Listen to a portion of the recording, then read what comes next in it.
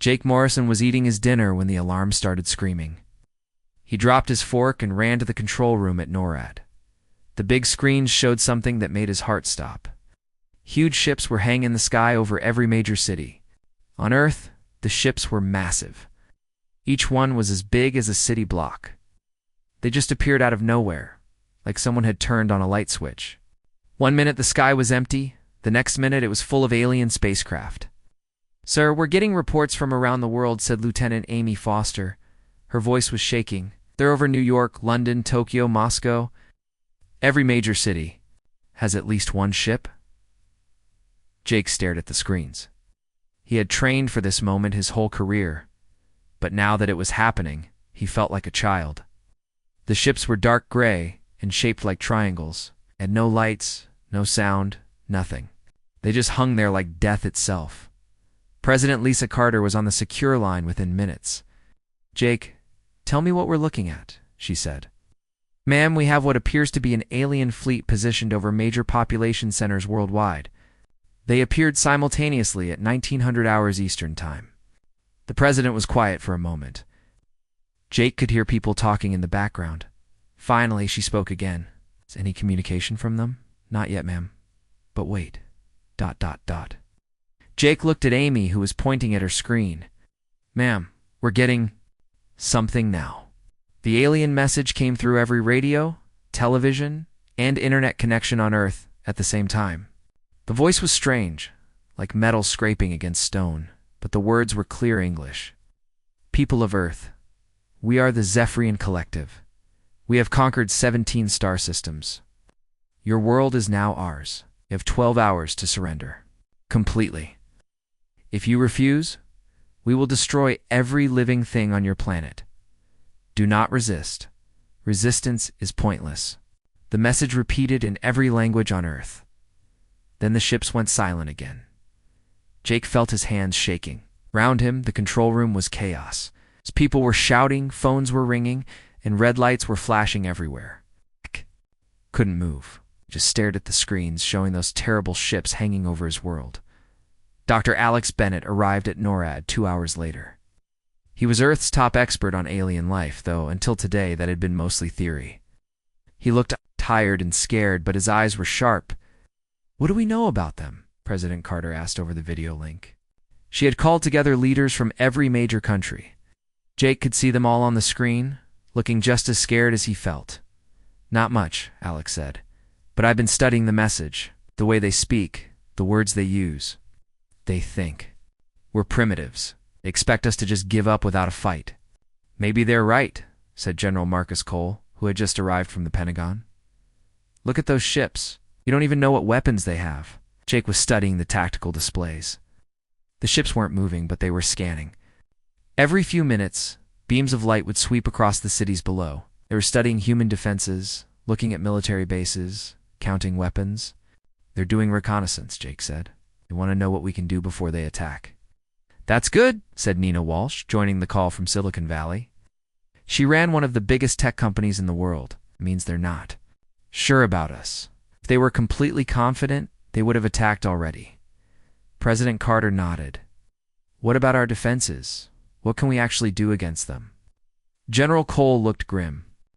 "Our conventional weapons are designed to fight other humans. We don't know if they'll work against alien technology."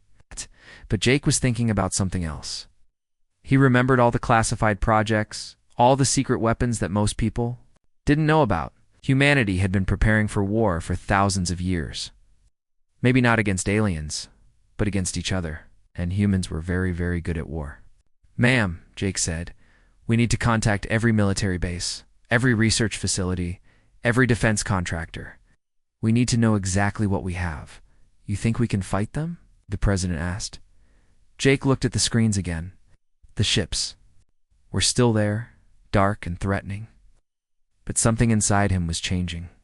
The fear was still there, but now there was something else. "Anger, ma'am.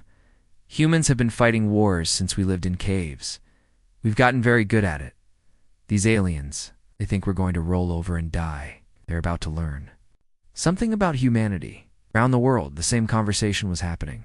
In military bases, in government buildings, in research labs, Humans were looking at those alien ships and making the same decision. They weren't going to surrender. They were going to fight. The aliens had given them 12 hours, they thought. That was generous. They'd studied human technology and decided it was primitive. They had watched human wars and concluded that humans were weak and divided. They were about to discover how wrong they were. As night fell across Earth, the alien ships remained motionless in the sky. Inside them, Zephyrian warriors were preparing. For what they thought would be an easy conquest, they had done this 17 times before. They expected the humans to surrender before dawn. But in bunkers and bases around the world, humans were preparing to. They were loading weapons, checking systems, and making plans. The aliens had made one critical mistake. They'd given humanity time to get ready, and humans, when they had time to prepare for war, were the most dangerous creatures in the galaxy. High above Earth, Commander Vector stood on the bridge of his flagship. He was tall and thin, with gray skin and black eyes. Like all Zephyrians, he was bred for war. His people had conquered world after world, and Earth was just another stop. On their path across the galaxy, status report, he commanded his bridge crew. "All ships in position, Commander," replied his second officer. "The scanning is complete. The humans have primitive weapons. Chemical explosives, metal projectiles, basic energy systems. Nothing that can threaten our shields." Vector nodded. It was always the same. Every species they encountered thought. They were strong until the Zephyrians arrived. Then they learned the truth. "Their military forces are scattered across the planet," continued the officer. "They have no unified command structure. They can't even agree on a common language. This will be easier than the Corvon system." The Corvons had lasted 3 days. The Zephyrians expected the humans to surrender before the first shot was fired, down on Earth. Jake Morrison was discovering just how wrong the aliens were. Every hour brought new information about human capabilities that even he didn't know existed, sir. "We're getting reports from classified facilities worldwide," Amy Foster said, reading from her screen. "Project Black Arrow in Nevada has been operational for 5 years. Electromagnetic pulse weapons that can disable any electronic system. The Australians have something called Project Wallaby," added another officer. "Kinetic bombardment satellites. They can drop tungsten rods from orbit with the force of nuclear weapons, but no radiation." Jake felt a smile tugging at his lips. The aliens thought they knew about human weapons because they had watched the news and seen military parades. They had no idea about the secret projects, the black budget programs. The weapons that governments didn't want other governments to know about. General Cole was coordinating with military leaders around the world. On quantum disruption technology, the Chinese have orbital defense platforms they never told anyone about. Even the Swiss have some kind of underground bunker system that covers their entire country. President Carter was getting similar reports. "Jake, are you telling me we've been holding back our real weapons all this time?" "Not holding back, ma'am. Keeping them secret. Every country has been developing things they don't want their enemies to know about. The aliens only saw what we wanted our enemies to see." Dr. Alex Bennett was studying the alien ships through every telescope and sensor. "On Earth, they're not even trying to hide," he said. "Look at their formation. They're sitting there like they own the place. They think we can't hurt them." Walsh was working with tech companies around the world. I'm getting reports from Silicon Valley, Tokyo, Bangalore. Every major tech center has projects that were considered too dangerous or too secret to announce. Quantum computers, AI systems, nanotechnology. The aliens have no idea what human technology can really do. But the biggest surprise was coming. From ordinary people, social media was exploding with messages from hunters, engineers, chemists, and hobbyists. They were all offering to help fight the aliens, and some of their ideas were brilliant. A group of college students in Texas figured out how to jam the alien scanning beams using modified cell phone towers, reported Amy. A retired Navy engineer in Maine says he can turn his fishing boat into a missile platform. Someone in Nebraska has been building combat robots in his garage for 10 years. Jake was starting to understand something the aliens didn't. Humans weren't just good at organized warfare. They were good at improvised warfare. Every human seemed to have some idea about how to fight, how to build weapons, how to cause trouble for an enemy. The alien deadline was getting closer. At exactly midnight GMT, they would begin their attack. But as the hours passed, Commander Vector was starting to notice something strange. "Sir," said his scanning officer, "the human energy signatures are changing. Power levels are increasing across the planet." "They're probably trying to hide," Vector said. "Or maybe they're having some kind of religious ceremony before they die." It doesn't matter, but it did matter. What the aliens were seeing was every human military installation, every research facility, every secret base coming online at once. For the first time in human history, every nation was sharing their most classified technology with their enemies. Captain Ryan Brooks was in a bunker in Nevada that didn't officially exist. Around him, scientists and soldiers were preparing weapons that most people thought were science fiction. "Particle beam array is charged and ready," reported Dr. Emma Rodriguez. "Railgun batteries are online," said Colonel Tony Garcia from a base in Colorado. "Orbital kinetic platforms are in position," came a voice from Admiral Kate Phillips in space. Around the world, the same scene was playing out. Humans were preparing for war the way they always had, by using every tool available and then inventing new ones. The aliens had studied human conflicts and concluded that humans were weak because they fought each other. They didn't understand that those conflicts had made humans the most experienced warriors in the galaxy. Every human military had been preparing to fight enemies who knew all their tricks, who had similar technology, who were just as smart and just as determined, fighting aliens with superior technology. That was just Tuesday for a species that had spent centuries trying to kill each other with increasingly clever weapons. 2 hours until the deadline, Amy reported. Jake looked around the control room. Everyone was calm now. Fear was gone, replaced by something else. Determination, anger, and something that made him proud to be human. "Sir," said a young lieutenant, "we're getting reports that civilian populations are evacuating 2 shelters. But a lot of people are refusing to leave. They want to fight." Of course they did, Jake thought. That was what humans did. When faced with a threat, they didn't run. They fought. They were very, very good at it. Up in space, Commander Vector was receiving the final reports from his scouts.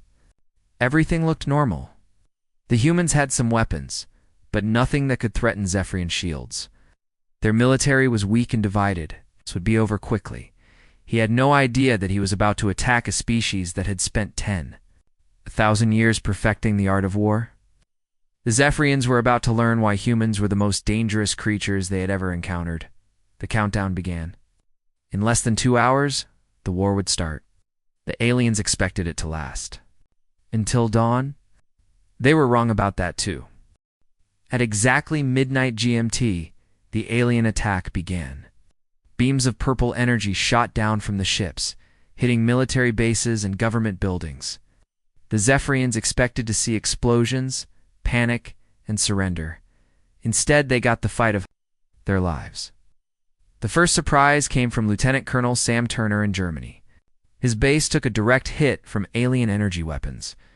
But instead of being destroyed, the buildings just ... disappeared. They had been built to retract underground at the first sign of attack. Seconds later, missile batteries rose from hidden positions and began firing. "All units, this is Turner. The aliens can't hit what they can't see. Use the terrain. Use deception. Use everything." Around the world, human defenders were doing exactly that. The aliens had studied human military bases from space. But they hadn't known about the tunnels, the hidden bunkers, the fake buildings that were really weapon platforms. Dr. Emma Rodriguez was in her laboratory in Nevada when the attack started. She had been waiting for this moment for 5 years. Project Lighthouse was her creation, a network of quantum computers that could analyze and counter any technology. "Initiating Lighthouse Protocol," she said into her headset. Around the world, similar computers came online and began talking to each other faster than human thought. The alien energy weapons were impressive. But they followed patterns. The quantum computers found those patterns in seconds and began broadcasting the information to every human defender on the planet. Captain Ryan Brooks was the first to use the information.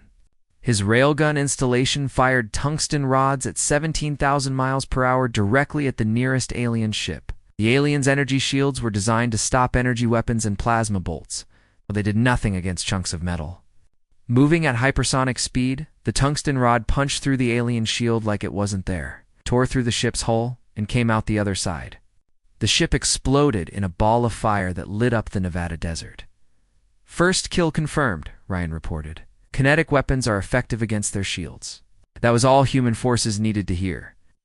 Around the world, every gun, every missile, every chunk of metal that could be fired at high speed was turned toward the alien ships. The Zephyrians were shocked. Their energy shields had never failed before. How were these primitive weapons getting through? Commander Vector was getting reports from his fleet that made no sense. "Sir, we've lost 3 ships in the first 10 minutes. The humans are using kinetic bombardment." "How did they know our shields couldn't stop solid objects?" "Impossible," Vector growled. "These creatures barely have spaceflight. They can't have that kind of intelligence." But they did. And they were just getting started. Casey Johnson was 17 years old and lived in her parents' basement in Ohio. She was also one of the best hackers in the world. When the alien attack started, she did what came naturally to her. She tried to break into their computer systems. The aliens had advanced technology, but their computer networks were orderly and logical.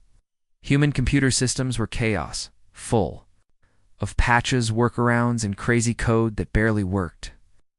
To alien minds, human networks were incomprehensible. To human hackers, alien networks were beautifully simple. "I'm in," Casey announced on the hacker forums that had sprung up as soon as the invasion started. "Their security is like a fancy lock on a paper door. I can see their communications, their targeting systems, everything." Within minutes, hundreds of hackers around the world were inside alien computer systems, causing havoc. They changed targeting, coordinates, shut down weapon systems, and filled alien communication channels with cat videos and pop music. The aliens had never encountered anything like it. Their technology was advanced, but it was designed by minds that thought in straight lines. Human minds thought in spirals, loops, zigzags that made no sense to anyone else. Marine Colonel Tony Garcia was leading ground forces in urban combat against alien landing parties. The aliens were tough and well-armed, but they had one critical weakness. They fought like soldiers. Humans fought like humans. "They're trying to secure the city center," Tony reported from Chicago. "They're moving in formation, following standard military doctrine. They have no idea how to deal with urban warfare." The aliens advanced down main streets like they owned them. Human defenders hit them from windows, from sewers, from rooftops, from places that didn't exist on any map. Civilians with hunting rifles were taking shots from apartment buildings. Taxi drivers were ramming alien vehicles. Shop owners were building improvised explosive devices in their back rooms. The aliens had conquered 17 worlds, but those worlds had fought like civilized beings. They had armies, they had rules, they had predictable tactics.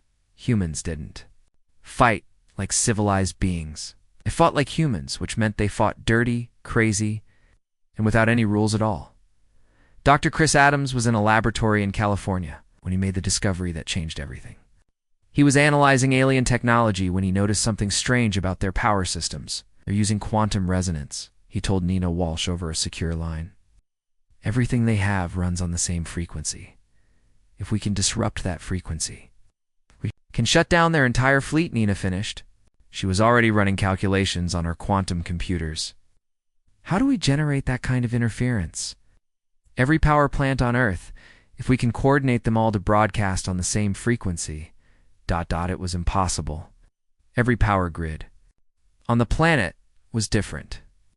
They ran on different systems, different frequencies, different technologies. No one had ever tried to coordinate them all at once.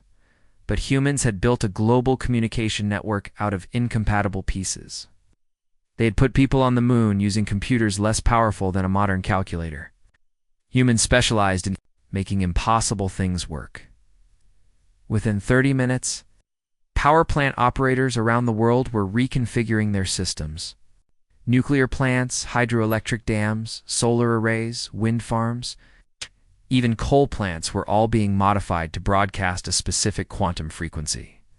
"This is insane," said the chief engineer at a plant in Germany. "If we get this wrong, we could black out half of Europe." "If we get this right," replied his supervisor, "we save the planet." At exactly 3:17 a.m., every major power plant on Earth began broadcasting the disruption frequency. The effect was immediate and devastating for the alien fleet. One by one, the ships began falling out of the sky.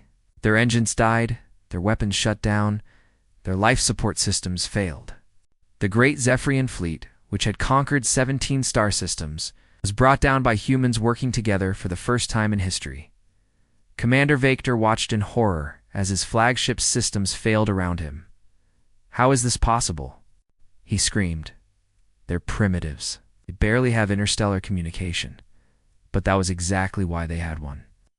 The aliens had advanced technology, but it was all connected, all dependent on the same systems. Humans had primitive technology that was chaotic, independent, and impossible to shut down all at once.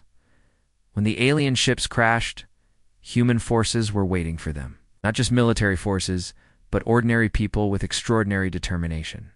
The species that had survived ice ages, plagues, and world wars was not going to be conquered by anyone. The tide had turned. The aliens who had expected to rule Earth by sunrise were instead fighting for their lives against a species that had just discovered they were not alone in the universe and were not impressed by the neighbors. By 3 a.m., the alien invasion was turning into a disaster. Half of the Zephyrian fleet was either destroyed or crashed on Earth's surface. The other half was trying to retreat, but humans weren't letting them go. Admiral Kate Phillips was commanding the space-based response from the International Space Station. What had started as a small research outpost was now the headquarters for humanity's first space battle. "Launch everything we have," she ordered. Every satellite, every experimental platform, every piece of junk with a rocket attached to it. The aliens were discovering that humans had been putting weapons in space for decades, disguised as communication satellites and research platforms. Solar panel arrays suddenly opened to reveal missile launchers. Whether satellites began firing kinetic projectiles. Even the Hubble Space Telescope had been equipped with a small but effective particle beam weapon. "Target the ships trying to escape," Kate commanded. "We can't let them get away to warn their friends about us." The retreating alien ships found themselves under attack from directions they hadn't expected. Humans had built a secret defense. Network in space using technology that looked primitive but worked perfectly. Down on Earth, the situation was even worse for the aliens. Commander Vector's flagship had crashed in the Nevada desert, where Captain Ryan Brooks was waiting with a full Marine battalion. "Surrender now, and we won't hurt you," Ryan announced through loudspeakers. "Keep fighting, and we'll show you why humans are the apex predators on this planet." The aliens inside the ship were in panic. Their technology had failed, their weapons were offline, and they were trapped on a hostile world with creatures that seemed to enjoy warfare. "This is impossible," Vector said to his remaining officers. "How can these primitives have defeated us? We have conquered star systems with millions of years of technological advancement." His science officer was studying the human attacks on a portable scanner. "Commander, I think we made a critical error. We assumed that advanced technology equals superior warfare capability. But these humans, they don't fight with technology, they fight with creativity." That was exactly right. While the aliens had spent thousands of years perfecting their weapons and shields, humans had spent thousands of years perfecting the art of killing each other in new and innovative ways. Marine Colonel Tony Garcia was proving that point in downtown Chicago. His forces had surrounded 3 alien landing sites and were systematically destroying the invaders using tactics that no military academy taught. "Unit 7, hit them from the subway tunnels," Tony ordered. "Unit 3, use the construction site as cover and drop concrete blocks on them from above. Unit 5, Get those flamethrowers and flush them out of the parking garage. The aliens were trained to fight other armies in open battles with clear objectives. They had no idea how to handle enemies that attacked from manholes, threw Molotov cocktails from windows, and used city buses as improvised tanks. Even worse for the aliens. Every human civilian seemed to be helping the military. Shop owners were providing supplies. Mechanics were modifying vehicles into weapons platforms, and even children were serving as messengers and scouts. "Sir," reported one of Tony's lieutenants, "a group of pizza delivery drivers have volunteered to carry supplies to our forward positions.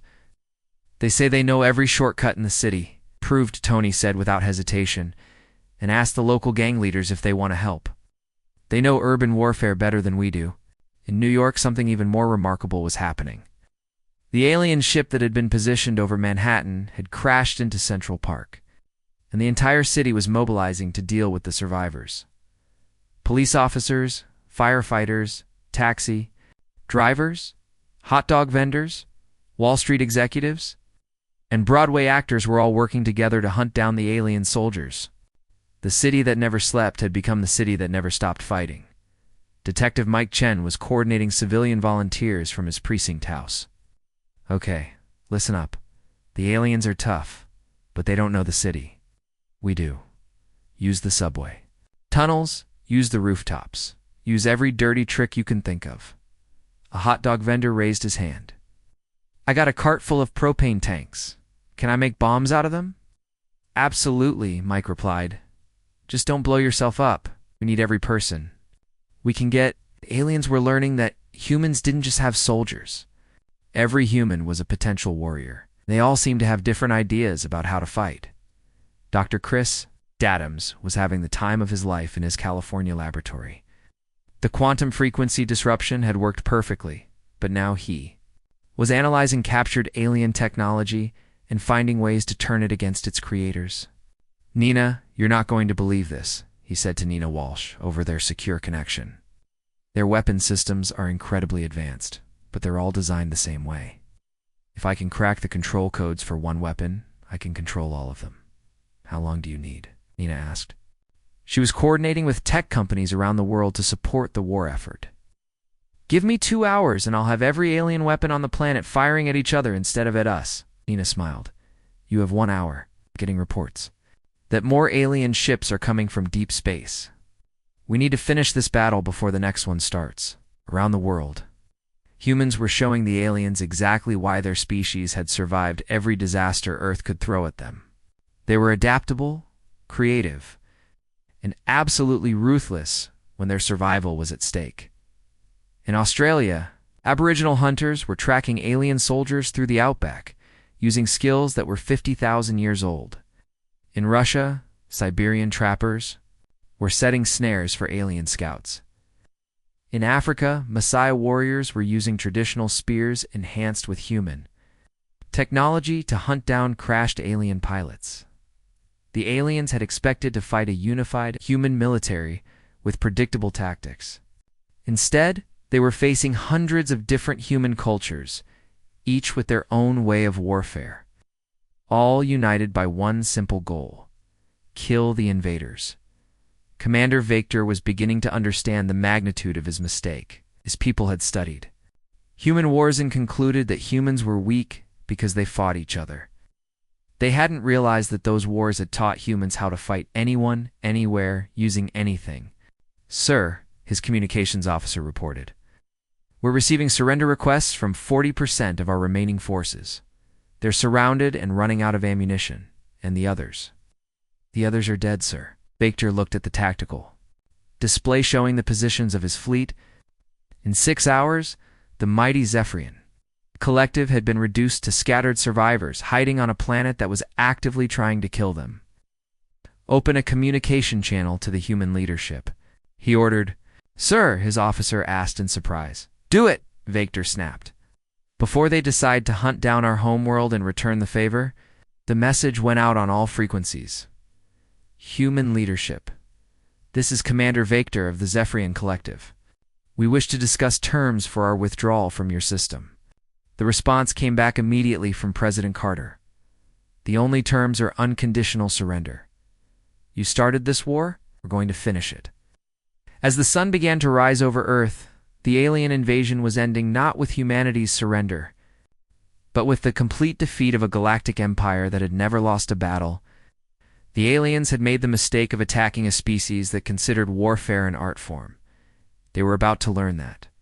Humans didn't just fight to win, they fought to make sure their enemies could never threaten them again. The sun rose over a changed world. In less than 8 hours, humanity had gone from being invaded to being victorious. The great Zephyrian fleet was destroyed, scattered, or surrendered. The aliens who had expected to conquer Earth by dawn were now prisoners of the species they had tried to enslave. President Lisa Carter stood in the White House briefing room, preparing to address not just her nation, but the entire world.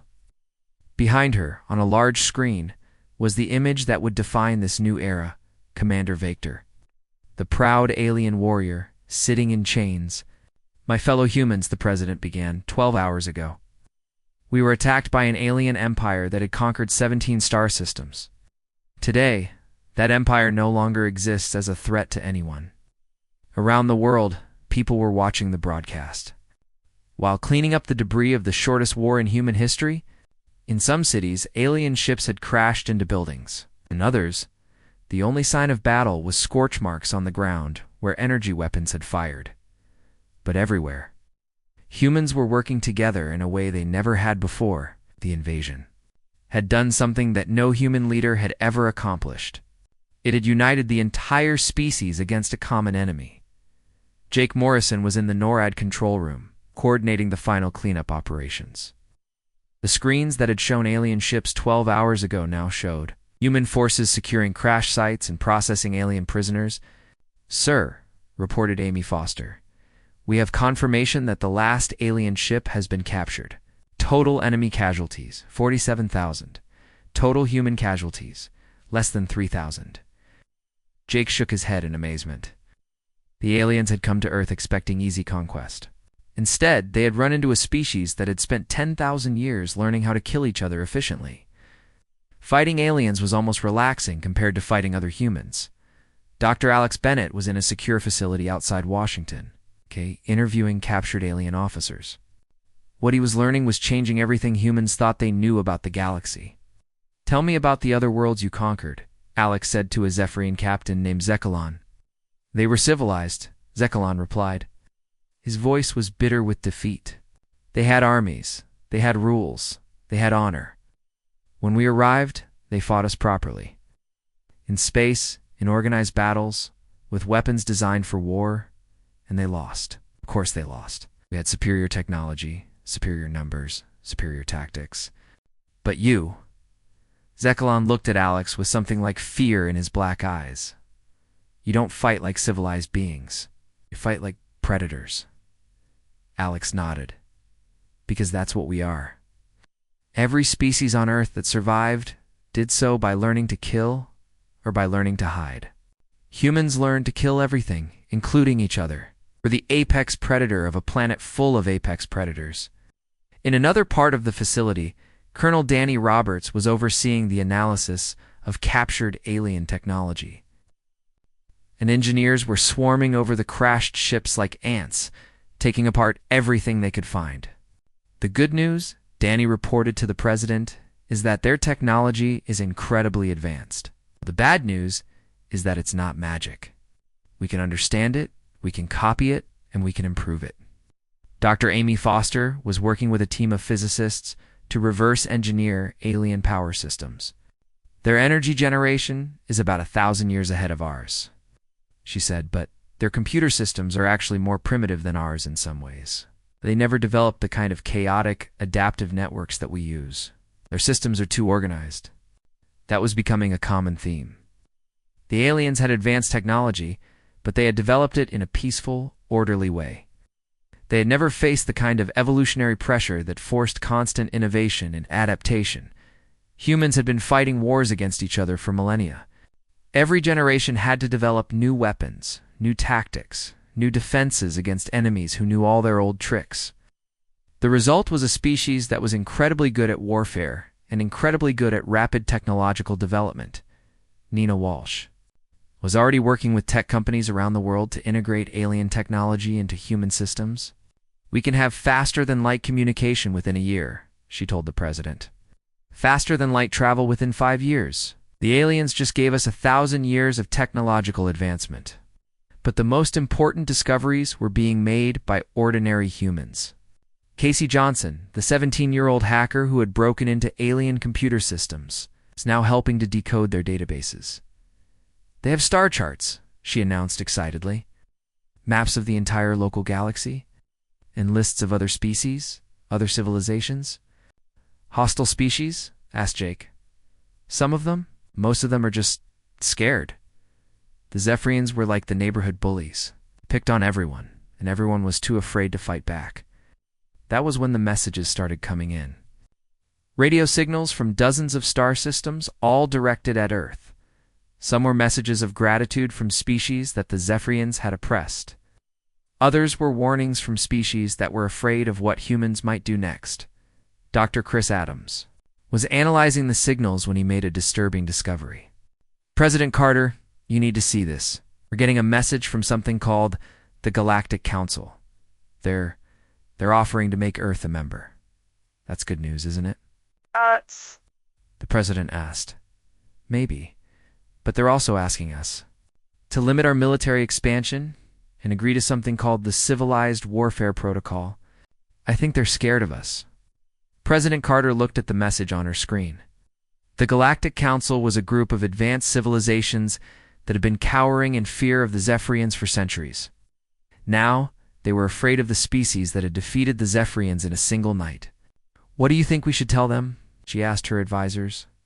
General Cole spoke first. "We should tell them that humans don't start fights, but we finish them." Jake nodded. "The aliens who attacked us thought we were weak because we fight each other. They didn't understand that fighting each other made us stronger. The galaxy is full of civilizations that have been peaceful for thousands of years," added Alex. "They've forgotten how to fight. They've forgotten how to adapt. They've forgotten how to survive." President Carter made her decision. Send a message to this Galactic Council. Tell them that Earth is interested in peaceful relations with all civilized species. But also tell them that any species that threatens humanity will learn the same lesson the Zephyrians just learned. The message went out to the galaxy that same day. It was simple and direct. "This is Earth. We come in peace, but we are prepared for war. The choice is yours." Commander Vector was brought before the cameras for a live broadcast to the world. The proud alien warrior who had expected to conquer Earth in a single night now sat in a simple metal chair, looking broken and defeated. "Tell them what you told me," President Carter said to him. Vector looked up at the camera with his black eyes. When he spoke, his voice was quiet and filled with something that might have been respect. "We studied your species for months before we attacked," he said. "We watched your wars, your conflicts, your divisions. We concluded that you were weak because you could not unite. We were wrong." He paused, gathering his thoughts. "We have conquered 17 star systems. Billions of beings have fallen before our fleet. But in all our campaigns, we never encountered anything like humanity. What makes us different?" asked a reporter. "Every species we conquered fought to defend their civilization," Vector replied. "You fight to destroy your enemies completely. Every species we conquered had rules of war, codes of conduct, limits on what they would do to win. You have no such limits." Another reporter raised her hand. "Are you saying humans are more violent than other species?" Vector said, shaking his head. "You're more adaptive." "When we attacked the Corvins, they fought us in space with their fleet. When their fleet was destroyed, they surrendered. When we attacked the Deltans, they fought us on their homeworld with their army. When their army was defeated, they surrendered. And when we attacked humans, you fought us everywhere, with everything, using methods we never imagined. When we destroyed your military bases, they rose from the ground and kept fighting. When we disabled your weapons, you built new ones from scrap metal. When we jammed your communications, you used children with bicycles to carry messages." Vector looked directly into the camera. "We expected to fight soldiers. Instead, we fought an entire species that treats warfare as both science and art." The interview was broadcast across the galaxy. Within days, Earth was receiving messages from civilizations that had hidden from the Zephyrians for centuries. They wanted to meet the species that had defeated the Galactic Empire in a single night, but some of the messages were warnings. There were other threats in the galaxy, other empires that might see humanity as a challenge to their power. Jake Morrison was back in the NORAD control room when the first of those warnings arrived. It came from a species called the Hegemony, an empire even larger than the Zephyrians had been. "People of Earth," the message said, "we have observed your defeat of the Zephyrian collective. We are impressed. However, you must understand that the galaxy has an order, a hierarchy that has existed for millennia. We invite you to take your proper place in that hierarchy." "And what place is that?" President Carter asked, when Jake showed her the message. Jake smiled grimly. "They want us to be their vassals. Pay tribute, follow their rules, accept their authority." "What did you tell them?" "I told them what every human in history has told bullies who demand submission. I told them to go to hell." The president laughed. "Good, because I have a feeling this isn't over." She was right. Over the following weeks, Earth received more messages from the galaxy. Some were from species offering friendship and trade. Others were from empires making demands or threats. But humans were no longer the isolated, primitive species they had been before the invasion. Alien technology was being integrated into human systems faster than anyone had thought possible. Human scientists were making breakthroughs daily. Human engineers were building ships and weapons that combined the best of both technologies. Most importantly, humans were united in a way they had never been before. The invasion had shown them that despite all their differences, they were one species, and they would stand together against any threat. 6 months later, when the first human starship left the solar system, it carried a simple message to the galaxy. The message was inscribed on a metal plaque attached to the ship's hull. "Humanity, we came in peace for all mankind. We are prepared for war against all who threaten mankind. The choice is yours." Below that, in smaller text, was a quote from Commander Victor's final interview. "We expected sheep and found wolves. We came to conquer and instead taught the galaxy to fear." The galaxy was about to learn that the age of peaceful civilizations was over. Humanity had arrived, and they brought with them 10,000 years of experience in the one thing no other species had mastered: the art of war. But they also brought something else. The same creativity and adaptability that made them deadly enemies made them incredible allies. Species that chose friendship with humanity found themselves protected by the most dangerous military force in the galaxy. Species that chose to threaten humanity found themselves facing an enemy that fought without rules, without limits, and without mercy.